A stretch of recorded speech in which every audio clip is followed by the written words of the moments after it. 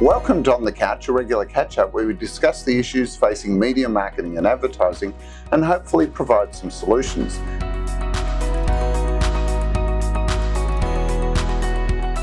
Today on the couch, I'm joined by Annette, who's the Director of China Digital, which is a China Visitor Experience Agency. Welcome, Annette. Thank you for having me, Darren. China Visitor Experience Agency. What attracted you to digital marketing in China?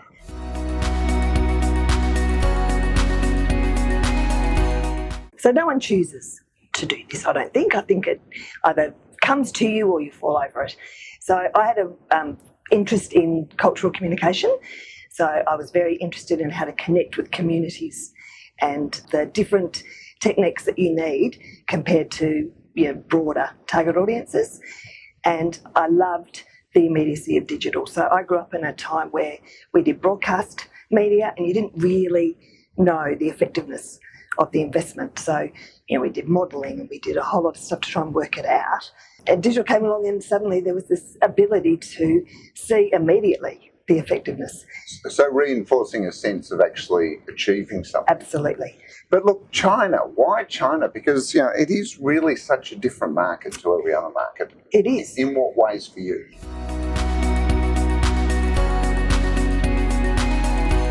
So China offers opportunity for Australian businesses, and it is probably the market that has the biggest opportunity. So China for me is client-led. So we worked with clients on digital strategies and China just became the thing that they were the most interested in. One of my background passions is research, and so we started doing research into China as clients asked for it, and it just became an incredibly interesting market. It is complex, it is dynamic, it is flexible, and that's the kind of stuff that I love. The mistake a lot of people make in the West is they think of China as the copy country, but in actual fact they're incredible innovators, especially in digital, aren't they? They are. We often make the mistake of saying that one platform in China is similar to one in the West. And it's not. If you look at something like WeChat is not the equivalent of Facebook or WhatsApp. It is far beyond that. It is a whole lifestyle app, and people can operate their whole life within it. And from a marketing point of view, there are so many ways into WeChat, but you also have to treat it differently. You have to understand that consumers use that app differently. They use it for everything in their life. Mm. So what's the biggest challenge from your perspective? Because you've been a marketer for your whole career. So what's the challenge about marketing in China?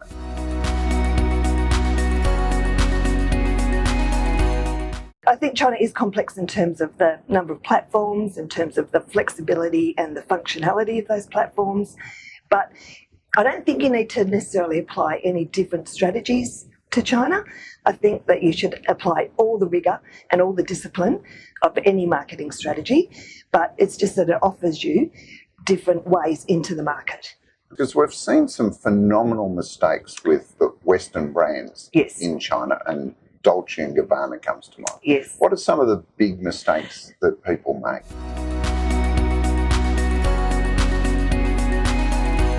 Yeah, look, I think the rookie mistakes are the language and translation mistakes, and they're the profile mistakes that everybody hears about because they're easy to understand. The Dolce & Gabbana mistake was more a cultural issue, but if you have the right advice and you find the right people to work with, they will stop those mistakes from happening.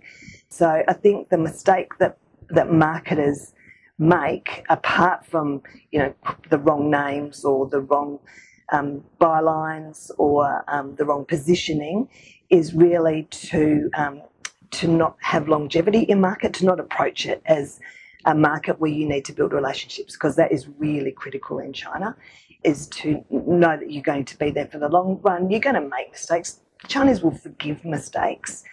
We've seen that with Coke, we've seen that with Nike.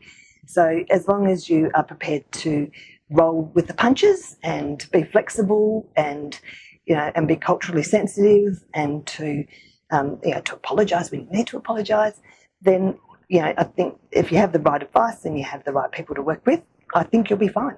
Because it's quite a dynamic culture, and especially language. You know, you mentioned translations, but in fact, especially amongst young people, they're constantly reinventing memes with the language, aren't they? Absolutely. And yet they're quite powerful ways of tapping into that culture, Yes. if you get it right. Yes, very true. I think one of the mistakes that people make is that they think that Chinese want to be Western. You know, the Chinese culture doesn't want to be Western. It wants to be modern, it wants to modernise, but it doesn't want to Westernise. On their own terms. Yeah, yeah. And they love their culture, they love their country. So I think that if you work with that rather than try and force them into, you know, into a different mindset, I think you can be very successful. So what advice do you have for, say, a marketer watching this and their organisation is planning to start moving into China? What's the starting point? Beyond obviously contacting China Digital, what else should they do?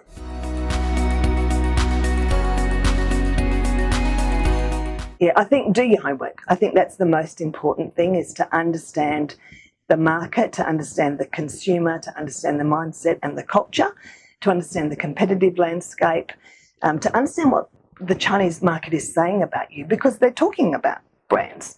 There's so much information in China that can be tapped into as a starting point to understand what your barriers are and what your advantages are as a brand, and then to take it from there and to find the right partner to work with, to find a partner that you can trust and a partner that understands how your business works as well, because that's important too, to make sure that, as I said, you've got all the rigours and you've got all the discipline built around your marketing strategy going into the market.